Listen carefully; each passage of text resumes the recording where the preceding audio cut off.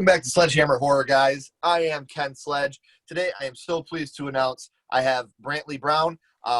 He is the co-owner and writer for Horror House Media. Brantley is a very, very busy guy. They launched in 2018. It is their 2-year birthday. Happy birthday to you. Thank you. It was October 2018 that you guys launched, right? Yeah, on Halloween with a Soundbite. So you are almost to your 2-year birthday. Yep. And Halloween's going to be very exciting this year. They've done 3 shorts right now. Soundbite, Stalk, and what was the other one? It was Love Me Not. Yep. And Love Me Not and Soundbite have combined for a total of 10 awards so far. But that's not it. Bag of Tricks, going to be released in October. Guys, you guys are going to love this. It's so much fun. I had a genuine great time doing it. Michael Colomb, good friend of mine, he's involved in this as well. But that's not it. You guys are working on a full-length feature film. You got a lot on your plate, man. What can you tell us about what you got coming up here? Oh, well, let's see. So on top of everything that we're doing with Horror House, which we still want to continue to produce shorts, we love that concept of being able to do these really brief stories that really showcase our strengths. Michael is a director, me as a writer, Ray is a producer, and it's great promotion for us. You know, whenever somebody wants to see something that we've done, it's a lot easier to say, well, here, take a look at this 5-minute film. And, you know, you can kind of see what we're about. So we're still working on the shorts, and then we're also discussing about expanding our brand and maybe going into sort of a more episodic format, doing a web series. And then, of course, we're working on adapting some of our shorts into features. Bag of Tricks is up for development, and we've actually been throwing around the idea of turning Soundbite into a feature. And now, as far as Love Me Not, Soundbite, and Stalk, where are people able to watch these at?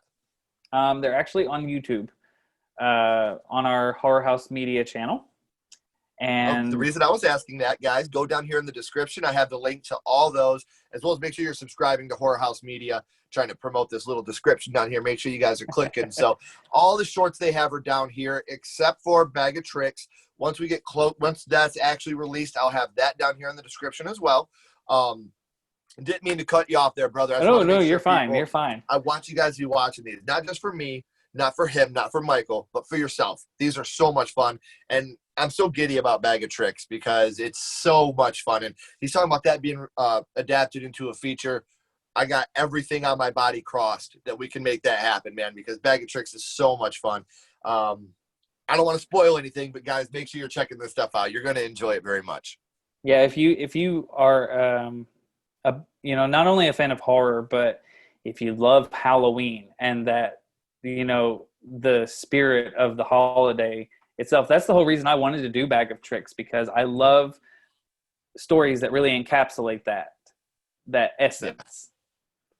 And this really does. Bag of Tricks really does that. It's one of those things where you're not sure exactly what direction it's going until it gets to its destination, which I absolutely love. For a short film to keep you guessing, brilliant.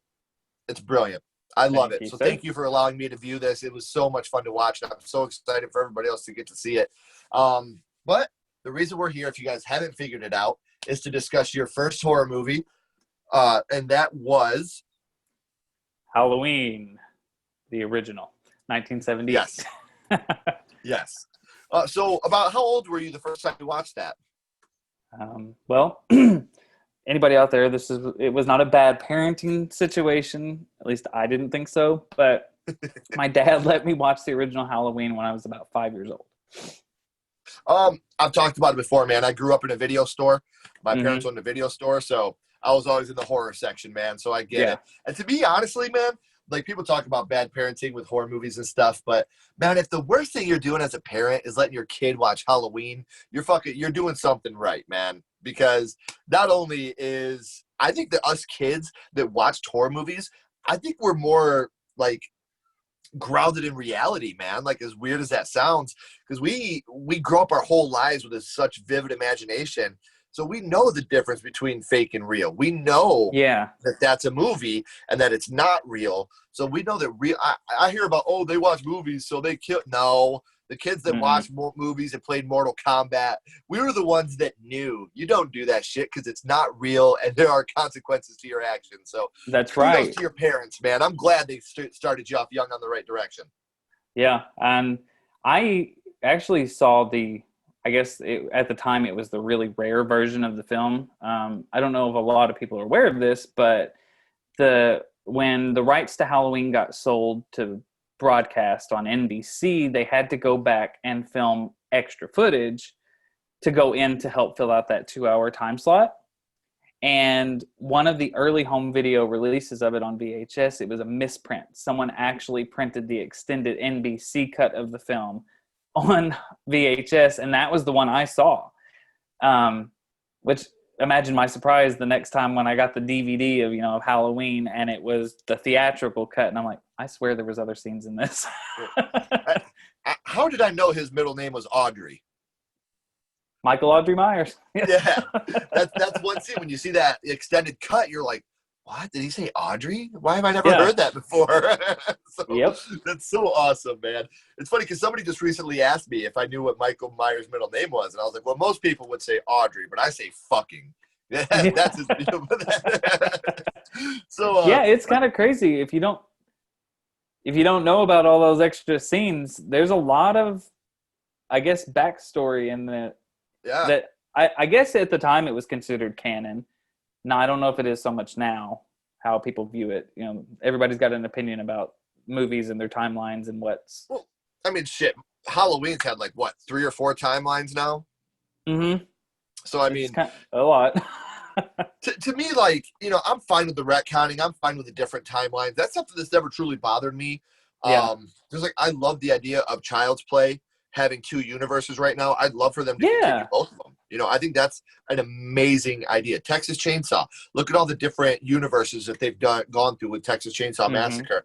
I love that because this isn't real life. This is imagination, and we can do whatever we want with it. That's what makes it so beautiful and makes it so much fun, is we can take these in any direction they want, and it can still make sense. We can have them exist in different universes and still have fun with it.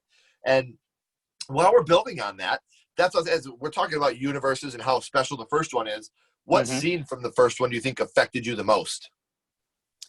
The discovery scene at the end when she goes across the street, when everything from the minute that door creaks open and she sees Annie lying on the bed under the headstone to the minute that he comes out from behind her and slashes her arm.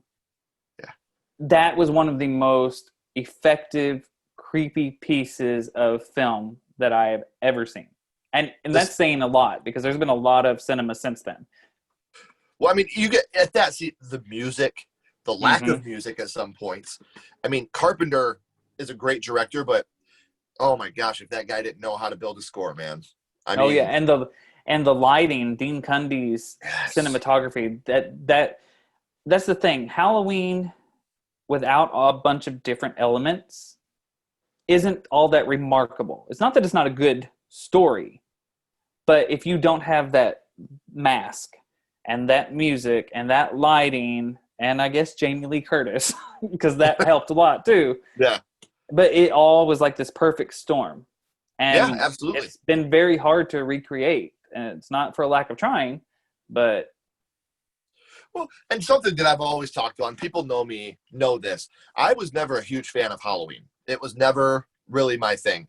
To me, it was always boring and simple because Michael Myers was just this guy with a kitchen knife, boring.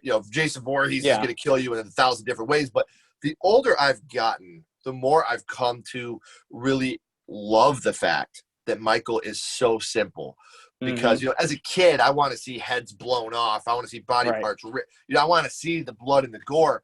But the older I get, the more realistic the Michael Myers movies, the Halloween, especially one, really truly becomes. And something to me that's always stuck with me is, when Jason loses his mask, he's a monster. When you look at Freddy Krueger, he's burned, he's a monster. But in Halloween, he gets his mask ripped off and he steps into the light and he's just a guy. Yep. He's just another guy. So that's, I think, something that the older I've gotten has become even scarier to me, and I've come to appreciate even more about the Halloween movie in general. Mm-hmm. Yeah, the original is definitely one of those. When I was a kid, I loved it. I did. I've loved that movie probably since the first time I saw it, Mhm. but I don't think that I appreciated it as much until I got older. Because the way I've looked at it, I have different categories that I have different horror films for. If I want a really eerie, suspenseful movie, I'll watch Mhm. Halloween. If I want a total gore fest, I'll go to Friday the 13th. Yep.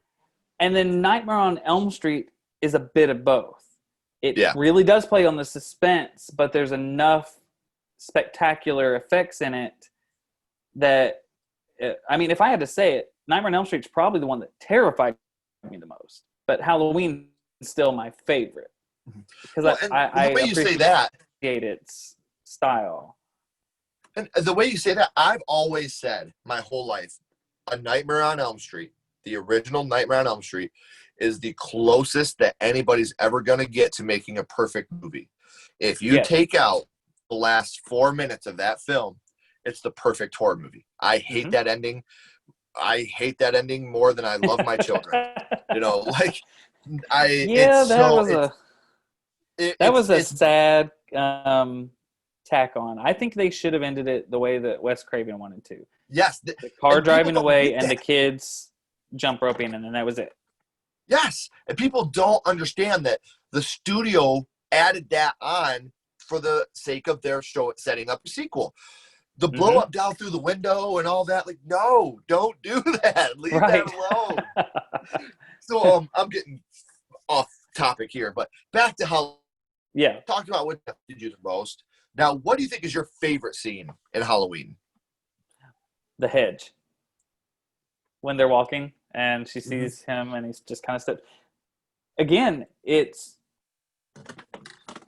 I guess it's the realism of it, because Yeah, it's not like, ooh, a camera shot and you see him and then another shot and he's there. It's like you literally see him stepping into which adds a level of reality to it. You know, yeah. he is just a guy, but there's something so off-putting about him. Mm-hmm.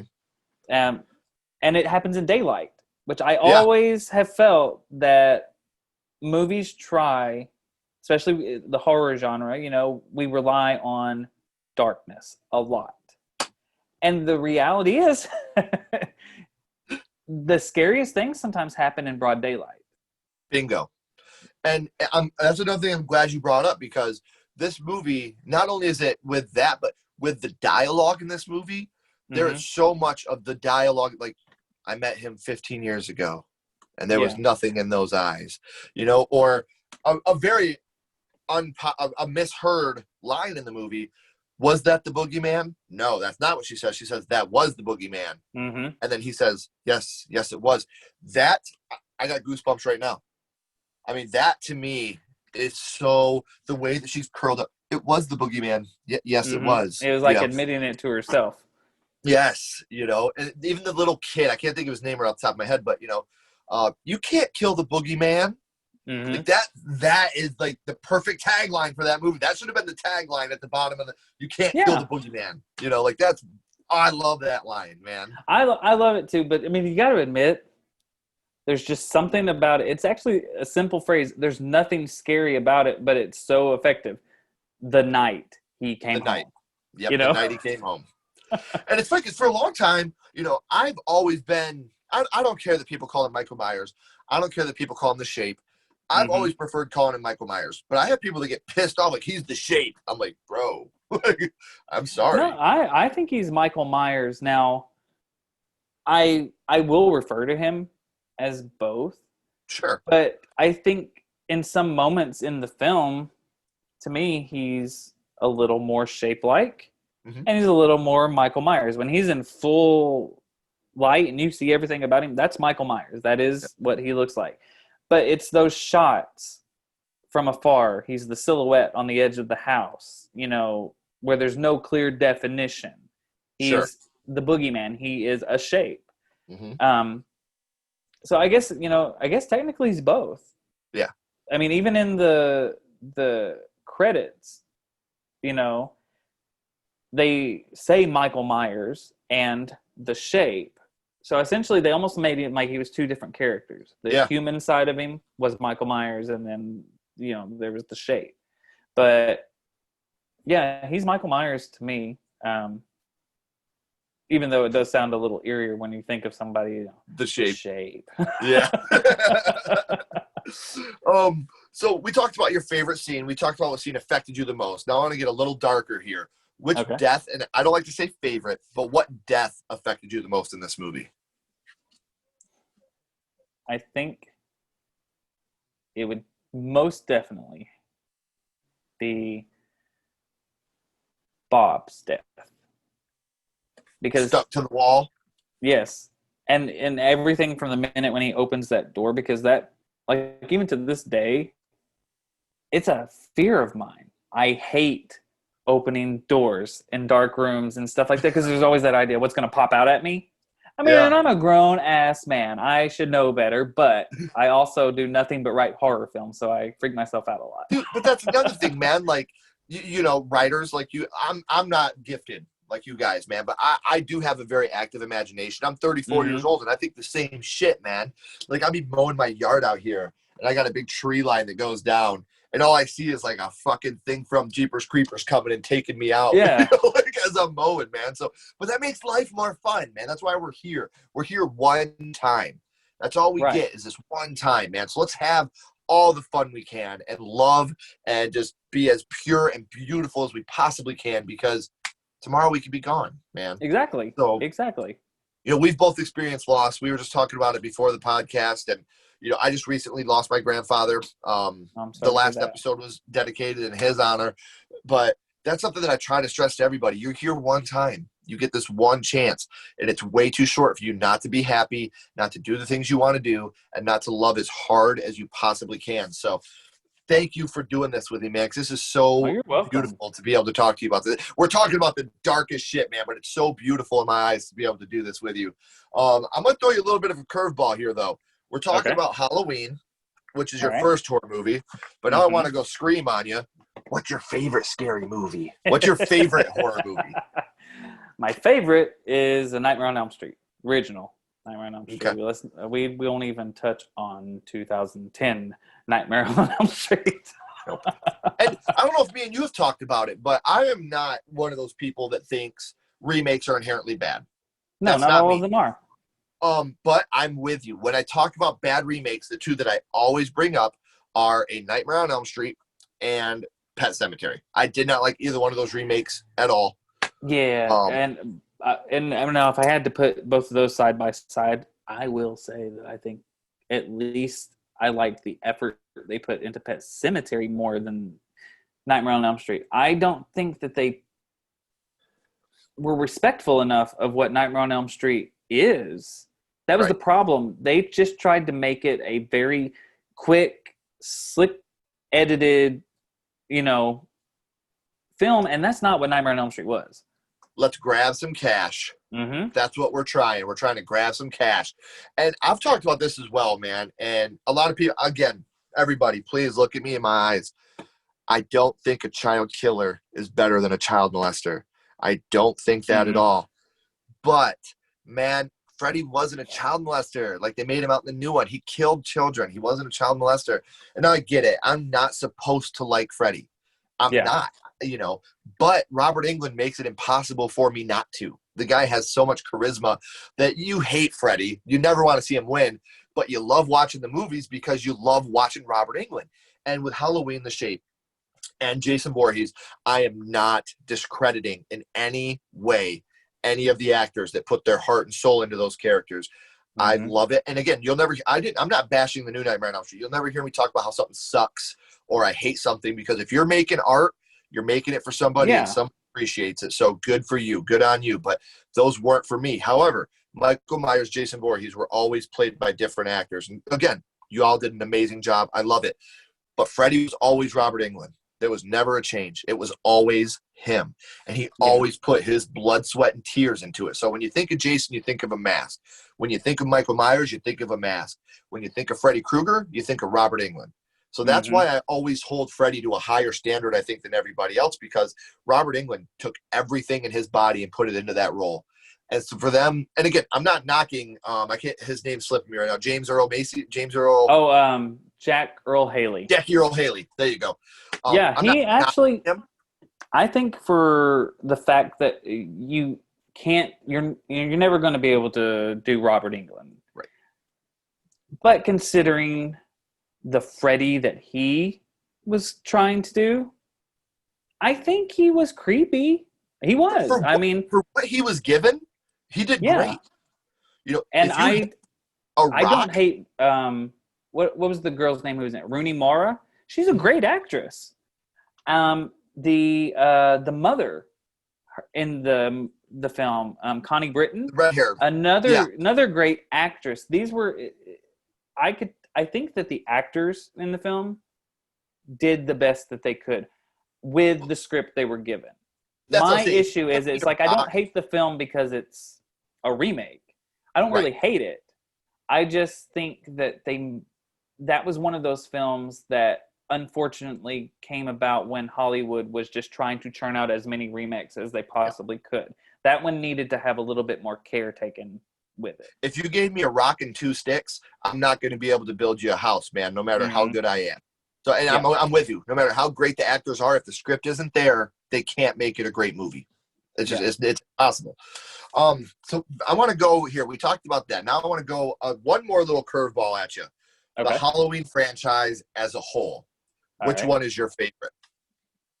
My absolute favorite out of the entire Halloween franchise. This one's a tough one because it's between two of them. And it might surprise you because it's not the first one.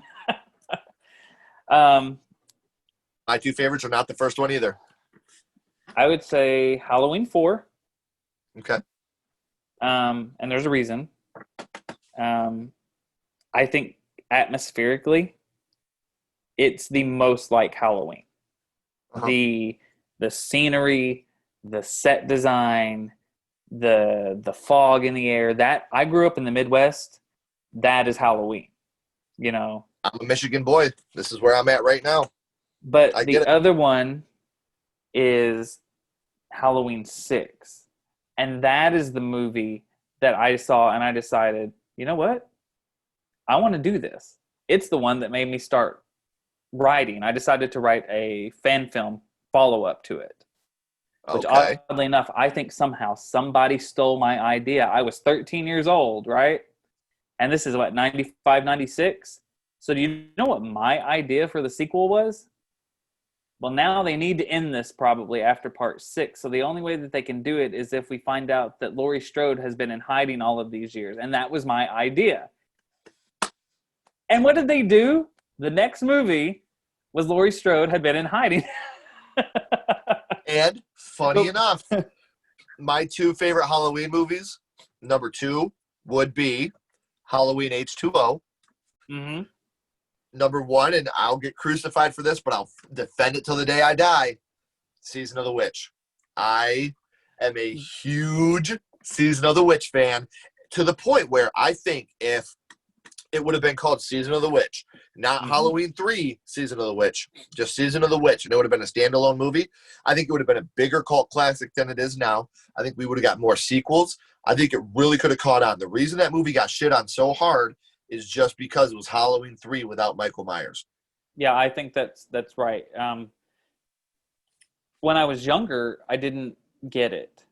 Right. You know, because you watch Halloween 1 and then you see Halloween 2 and then you see 3 and it's like, the fuck is this? Yes.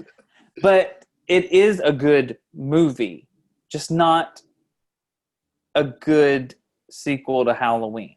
If they wanted to do the anthology, I think the anthology could have worked if it had been Halloween 1 is the knife movie, and then Halloween 2 is something completely different, and then 3 is something completely different. But by the time you do 2 movies with one character, you kind of establish that this is the face of this franchise. And so that it hurt that. A character that everybody loved so much. Mm-hmm. This was, 90% of the people I talked to, if this wasn't their first horror movie, this was their first slasher. Yeah. So Michael is synonymous with Halloween. And like you said, John Carpenter, he meant for this to be an anthology series. But Halloween 1 did so well that he was like, well, let's do it again. And then we'll start the anthology. But I'm telling you, man, I can't go this whole month. I'm all day today. I've been going 30 days till Halloween. It's been all day, man. So I got 2 more questions for you. Okay. What were your opinions on Halloween 2018? My opinions.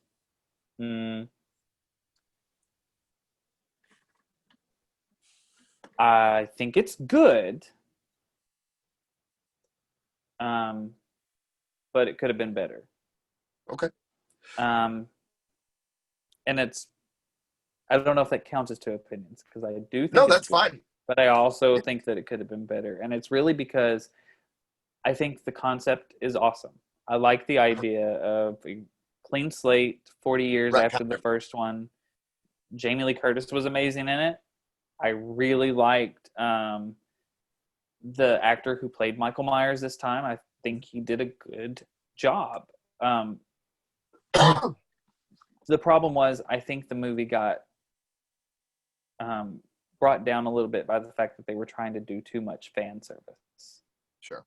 Worrying too much about doing callbacks and Easter eggs rather than let's really make a super creepy follow-up. Because the way I see it, the people who are coming to see Halloween don't need that many callbacks and Easter eggs. We know what we signed up for. We've seen it. Yeah. So I agree with that. Now, the last question I have for you is how we end every single one of these episodes. Skull count. We're ranking on a scale of 0 to 5, 0 being the worst. Is your ranking of Halloween 78? All right, and it's from 0 to 5, 0 being the worst, right? Yeah. I would honestly say, because it's not the best, but can you do halves? Like 4.5 skulls? Okay, I'd say 4.5 skulls. It's a nearly perfect horror film. And the only reason I say that is because I don't think that you ever can be perfect. Sure. There's always going to be something, and that's part of the beauty of Halloween. Some of its imperfections are its strengths. I love that ranking because it's honest. That is an honest ranking. So don't go anywhere. I got a couple more questions for you. Everybody else, thank you so much for tuning in. Make sure you're clicking the links down here in the description, showing as much love as you can to these guys. They work their asses off. They deserve it. You're going to love it as well. So remember, keep talking horror, stay what you are, and we'll see you guys soon.